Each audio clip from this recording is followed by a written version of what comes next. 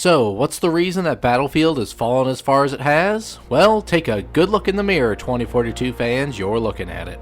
Good afternoon, everyone. To those of you who don't know me, my name is DoodleMan149, and I'm here today to give you my 100% flawless opinion on what the root cause of Battlefield's decline is.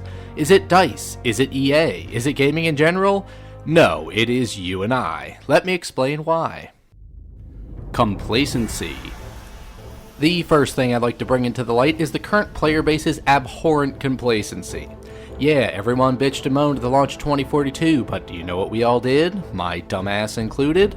We kept playing it. We more or less accepted the state of the game and continued to play it, while others took it a step further, but that's for a later part of the video. I've even seen some people saying that regardless of what the next title is, they'll pre-order it and they will buy it. Hey, but the game is better now, yes! After almost 2 years of slow-to-deploy fixes, it is, but it's still a subpar Battlefield game. The gunplay may be fine, and some maps are decent, but overall, it's not a good Battlefield game.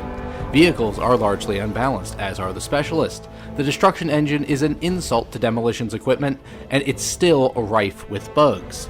The only way this title would be mildly acceptable, is if this was the state the game launched in. So obviously, since it isn't, the game and the future of the franchise feels like shit.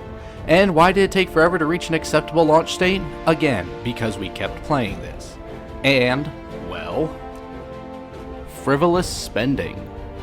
People will spend money on anything. Now, microtransactions are an industry-wide ilk that needs to be eradicated, but that is not the point of this video. Instead, I'm going to address, again, how the players are the key factor in things staying as they are.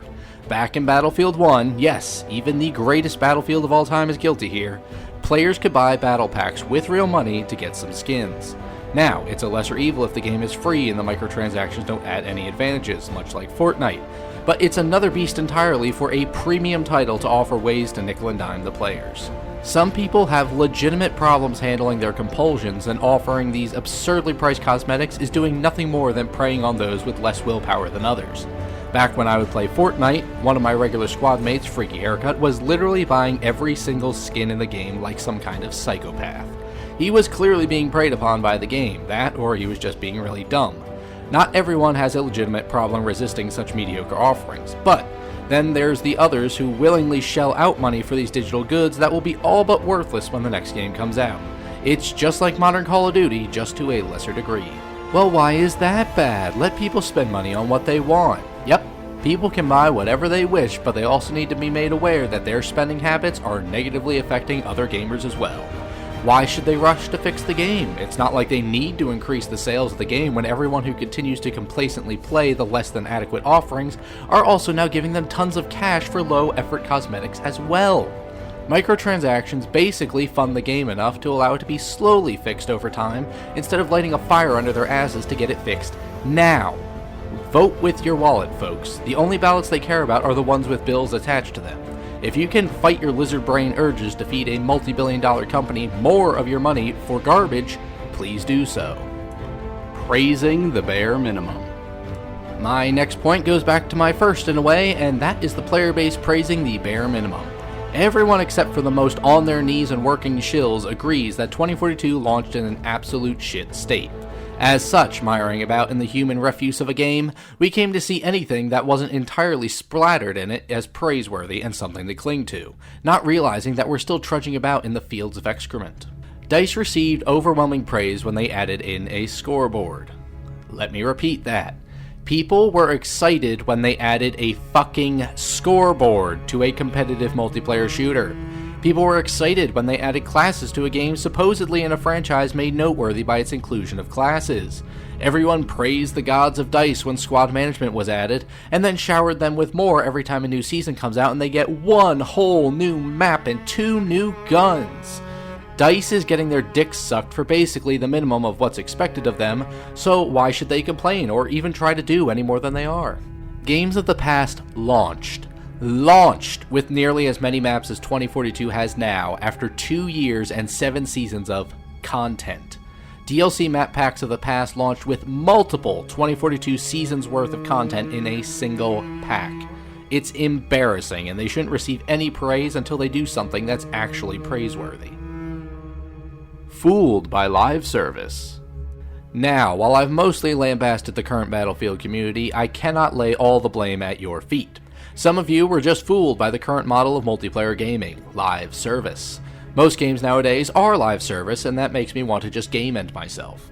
That aside, many people are being fooled by the combo of the live service and premium price model. They think that because they put out the money at the beginning, that they're getting their money's worth when all the new content comes at them for free. You and I paid full price for a half-baked game. We paid 100% for a game that was at best 50% completed. So, say you end up with twice as much content as there was at launch, you still only have the base game you actually paid for.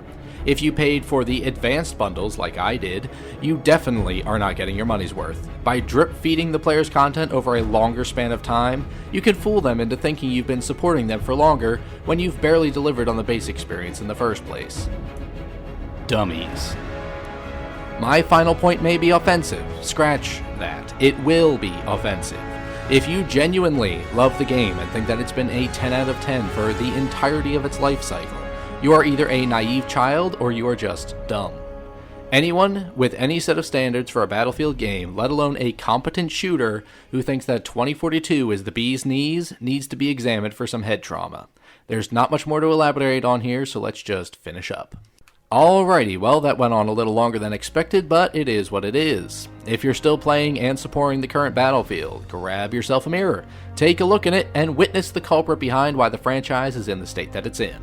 The complacency of the player base, combined with dedicating themselves to the next Battlefield regardless, gives the devs no incentive to improve for the next go-around.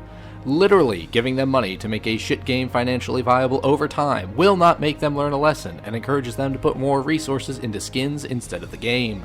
Praising the bare minimum isn't something exclusive to Battlefield. A lot of games and other media get praised for being competent as well when that should be expected of them.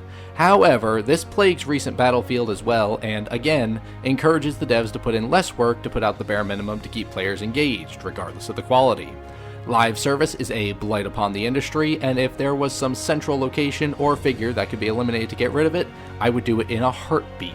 But, unfortunately, it's more of an infection than an entity. We as the gamers are to blame for the current state of gaming, and it's time we accepted it.